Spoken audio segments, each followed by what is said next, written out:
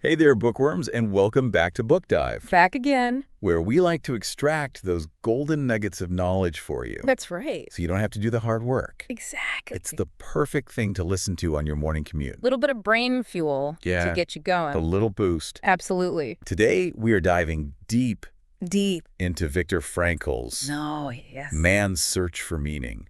A classic. It's not your typical Holocaust memoir. Definitely not. Frankl, a psychologist, uses his experience to explore the human ability to find meaning even in the face of unimaginable suffering. It's truly remarkable how Frankl doesn't dwell on the horrors, but instead shines a light on the inner strength he witnessed in himself and his fellow prisoners. Exactly. Yeah. Like finding a sunflower Yes. in a junkyard. Beautiful analogy. Frankl's core idea is that our primary drive is not pleasure or power, but the search for meaning. That's it. He even quotes Nietzsche saying, yes. "He who has a why to live for can bear almost any how." Powerful stuff. And we see this play out in the camps firsthand. Absolutely. Prisoners who lost hope, who couldn't find their why, were often the first to succumb. It wasn't always physical hardship that broke them, but a kind of spiritual emptiness. So it's not about avoiding suffering, No, but how we choose to face it. that's it. Frankl identifies three main sources of meaning: Okay. work, love, and courage Mhm. in the face of difficulty. Makes sense. He actually had a chance to escape the Nazis before the war. Really? He had an American visa. Wow. You'd think You'd think he'd jump at that. he would have, right? Yeah.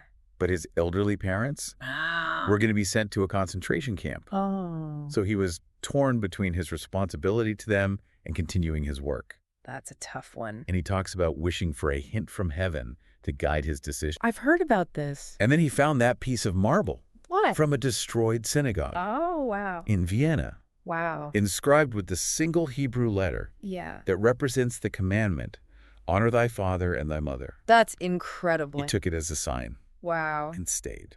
That anecdote speaks volumes, doesn't it? Yeah, Even in seemingly impossible choices, there's meaning to be found if you know where to look. right. Now let's shift our focus to Frankl's experiences in the camps. Okay. He doesn't shy away from the suffering, Right. but he wants us to understand the everyday mental and emotional state of the prisoners. Right, and that's where things get really heavy. Yeah.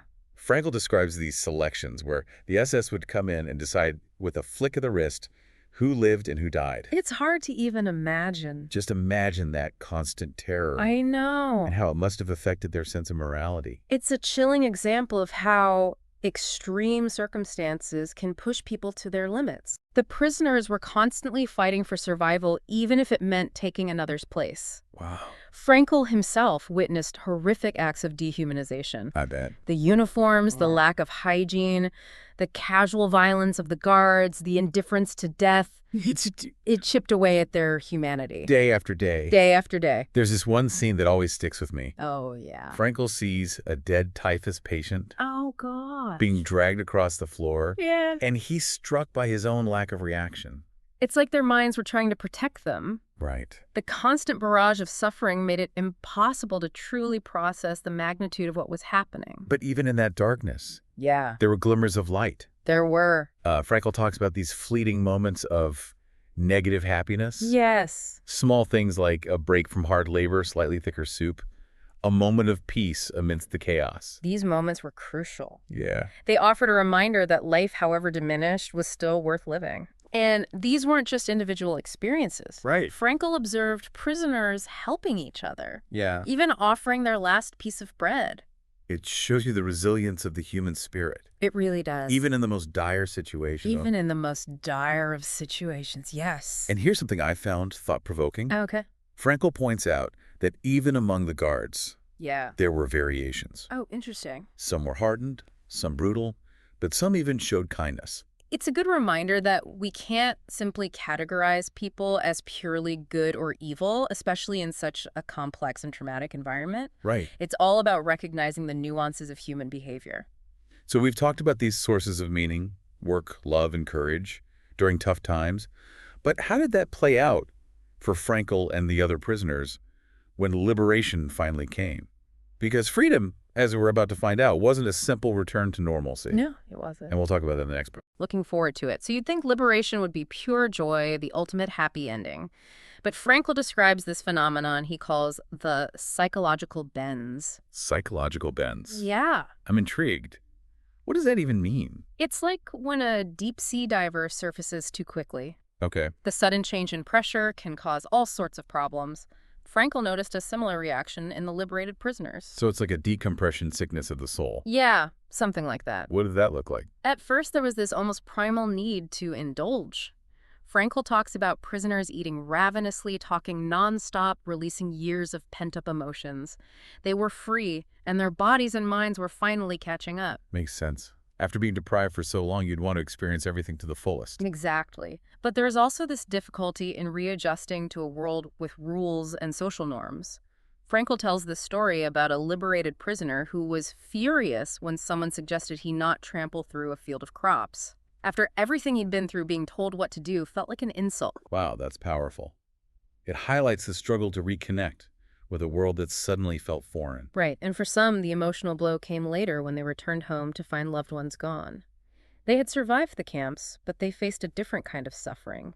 The emptiness of loss, the delayed grief that compounded the trauma. So in a way, liberation brought its own set of challenges. How did Frankl help people navigate this? That's where his theory of logotherapy comes in, right?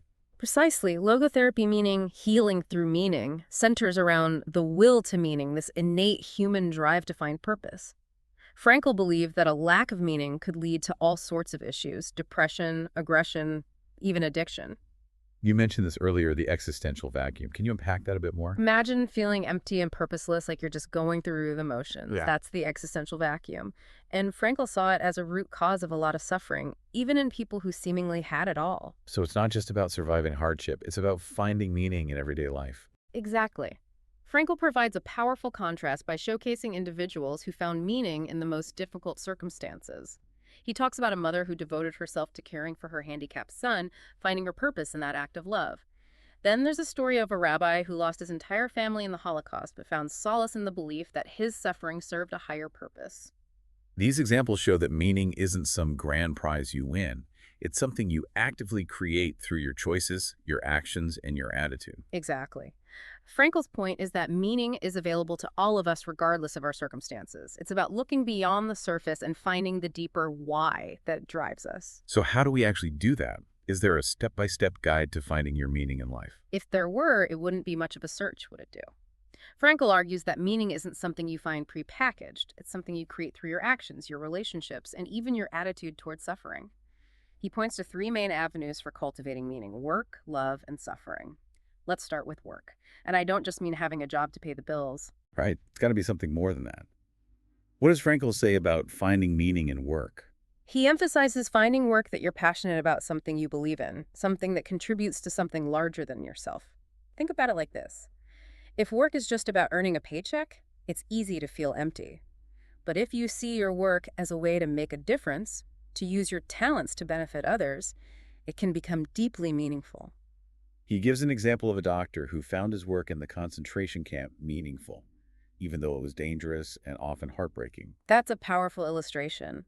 It wasn't the medical tasks themselves, but his dedication to helping others that gave his work purpose. Even in the midst of unimaginable suffering, he found a reason to get up each morning.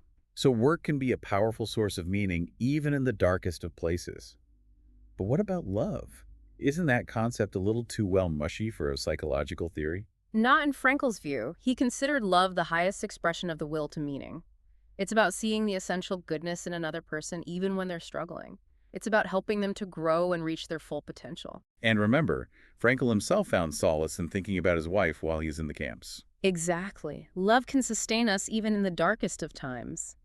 It gives us a reason to hope, a reason to keep going, a reason to believe that something good can still exist in the world. Okay, so work and love make sense. But what about suffering? How can that possibly be a source of meaning? It's important to understand that Frankl isn't advocating for suffering or saying we should seek it out. He's simply acknowledging that suffering is an inevitable part of life. We can't avoid it entirely, but we can choose how we respond to it. So it's not about the suffering itself, but our attitude towards it. Exactly. We can let suffering break us, or we can find meaning in it. We can find meaning in the courage we display, the growth we experience, the compassion we develop as a result of hardship. Frankl tells a poignant story about a woman dying in the camp who found solace in the beauty of a single chestnut tree. She found meaning in that simple moment despite her immense suffering. It's a powerful reminder that meaning isn't always about grand achievements or heroic acts. It can be found in the smallest of things if we're open to seeing it. And that brings us to a crucial question. What if someone is listening to this right now and feels lost, like their life lacks meaning? What advice would Frankl offer them? He'd likely say, don't ask what the meaning of life is. Ask what life is asking of you. Look around, look within yourself. What needs to be done? What contribution can you make? What love can you give? How can you face your challenges with courage and dignity? The answers to those questions can lead you to your own unique meaning. It's not about following someone else's path, but forging your own. That's quite a profound thought, isn't it? It's like he's saying the meaning of life isn't a destination, but a journey of discovery, growth, and ultimately of creating something meaningful with the time we're given. It is a profound thought, and it resonates even more deeply knowing that these insights emerge from the depths of human suffering. Frankl's work reminds us that even in the darkest of times, the human spirit can endure and even thrive. We've covered a lot of ground in this deep dive. We've explored the horrors of the concentration camps, but we've also witnessed the resilience of the human spirit, the power of meaning to sustain us in the face of unimaginable hardship. And we've delved into Frankl's theory of logotherapy and how its focus on the will to meaning can guide us towards living more fulfilling lives. It's amazing how Frankl managed to develop such profound insights amidst such suffering. It speaks to the power of the human spirit to find meaning even in the darkest of places. It really does. But I have to admit the paradoxical intention thing still has me scratching my head a bit. It's like, how can you will yourself to do the thing you fear most? It's not about willpower, but about shifting your perspective. Frankl believed that our anxieties often stem from our attempts to control things that are ultimately beyond our control, like our emotions or physical sensations. So instead of fighting the fear, you kind of embrace it. In a way, yes. By intentionally trying to experience the fear, you take away its power. Frankl believed that humor played a key role in this process. He encouraged his patients to find the absurdity in their fears, to laugh at them, to see them as less threatening. It reminds me of that saying, if you don't laugh, you'll cry. Sometimes finding humor in a difficult situation can be a way to cope and regain a sense of control. Exactly. And by confronting their fears head-on, Frankl's patients often found that the things they dreaded weren't nearly as bad as they had imagined. It's like that old saying, the only thing we have to fear is fear itself. But what if the fear is more existential? Like the fear of meaninglessness, the feeling of being lost in a world that seems chaotic and purposeless. That's where Frankl's emphasis on responsibility comes in. He believed that we have a responsibility to find meaning in our lives, not to simply wait for it to fall into our laps. Remember, he said, don't ask what the meaning of life is, ask what life is asking of you. It's a call to action, isn't it? A reminder that we're not just passive observers in our own lives. We have the power to choose how we respond to our circumstances and to create a life that is both meaningful and fulfilling. Absolutely. Frankl believed that meaning isn't something static or predefined. It's something we constantly create through our actions, our choices, and our relationships. It's about finding those moments of joy and connection amidst the challenges. And it's about using our unique talents and experiences to make a positive contribution to the world. So it's not about finding the one big meaning of life, but about creating meaning in the everyday moments, in the small acts of kindness, in the pursuit of our passions. Exactly. It's about embracing the fullness of life with all its joys and sorrows and finding a way to make it our own. Frankl's work is a testament to the enduring human spirit and its capacity to find light even in the darkest of places. And that's a powerful message for anyone who's ever felt lost or discouraged. It's a reminder that meaning isn't something we find, but something we create. And that even in the face of suffering, we have the power to choose hope, to choose love, and to choose a life that is rich with purpose. Man's Search for Meaning is a book that stays with you long after you finish reading it. It's a reminder of the resilience of the human spirit and the transformative power of finding meaning in our lives. Well said. If you're feeling inspired to dive deeper into Frankl's work, you can find a link to purchase the book in the description below. And be sure to leave a comment and let us know what resonated with you during this deep dive. We love hearing from our listeners. Thanks for joining us on this journey of exploration, and remember, the search for meaning is a lifelong adventure. Keep searching, keep growing, and keep diving deep